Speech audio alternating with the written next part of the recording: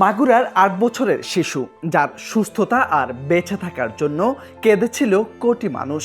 দুদিন আগে যখন চিকিৎসক জানিয়েছিলেন চোখের পাতা নেড়েছে, তখন এক বুক আশা বেঁধেছিল দেশের মানুষের। অবশেষে সবাইকে কাঁদিয়ে না ফেরার দেশে চলে গেলেন মাগুরায় ধর্ষণের শিকার সেই শিশুটি।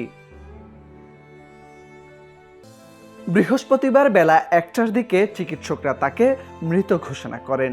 ঢাকার সম্মিলিত সামরিক হাসপাতাল পেডিয়াট্রিক নিউরোলজি বিভাগের অধ্যাপক কর্নেল নাজমুল হামিদ গণমাধ্যমকে এই তথ্য নিশ্চিত করেছেন।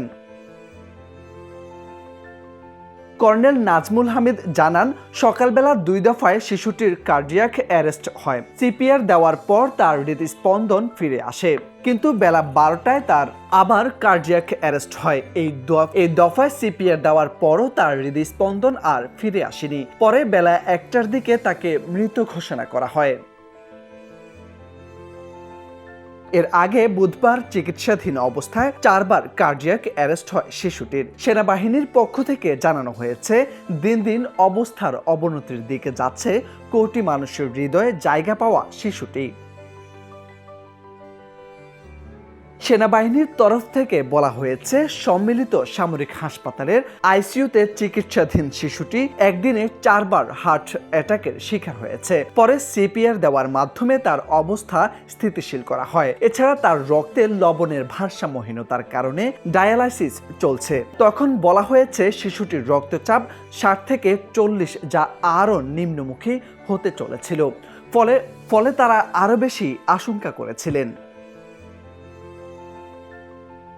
তখন ফেসবুক পোস্টে শিশুটির জন্য দেশবাসীর কাছে দোয়া চেয়েছে বাংলাদেশ সেনাবাহিনী। তখন বলা হয়েছিল, সিএমএইচ এর চিকিৎসকদের সমন্বয়ে গঠিত মেডিকেল বোর্ড শিশুটির চিকিৎসার জন্য আধুনিক সব চিকিৎসা পদ্ধতি অনুসরণ করছে।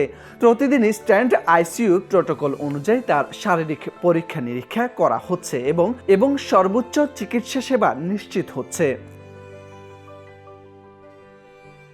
গত ৮ মার্চ সন্ধ্যার দিকে শিশুটিকে ঢাকা মেডিকেল কলেজ হাসপাতালের পিআইসিইউ থেকে সম্মিলিত সামরিক হাসপাতালে হস্তান্তর করা হয়েছিল। এর আগে ৬ মার্চ মাগুরা শহরতলিতে বোনের বাড়িতে বেড়াতে গিয়ে ধর্ষণের শিকার হয় শিশুটি। শনিবার মাগুরা সদর থানায় শিশুটির মা নারী ও শিশু নির্যাতন দমন আইন, ধর্ষণ ও আহত করার অভিযোগে মামলা করেন।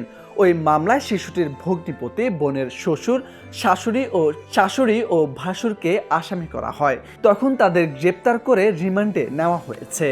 মোর্শেদ আলম, সময়ের আলো।